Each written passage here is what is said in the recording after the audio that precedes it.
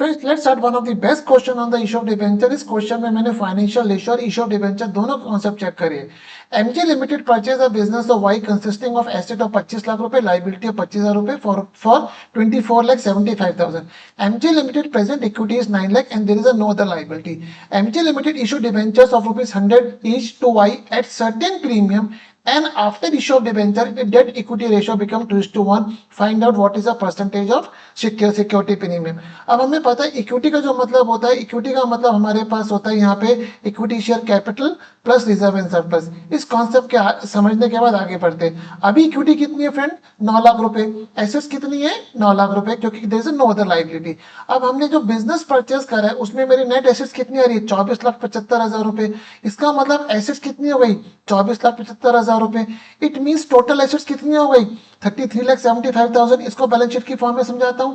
अब मेरे पास इधर एसेट्स कितनी आ गई? 33,75,000 आ गई फ्रेंड्स। अब इसकी फाइनेंसिंग किससे हो रही है? इक्विटी से हो रही है, डेट से हो रही है। और डेट इक्विटी रेशियो कितनी है? 2:1।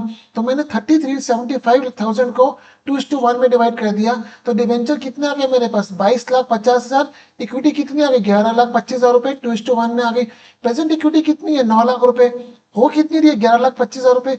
इसका मतलब इक्विटी में कुछ इंक्रीज हो रहा है और हमने इक्विटी शेयर इशू नहीं करे हैं। हमें क्वेश्चन ये बोल रहा है कि हमने डिवेंचर्स प्रीमियम पे इशू करे हैं। इसका मतलब 2,25,000 is the new security premium. Debenture कितने आ रहे हैं? 22,50,000 रुपए।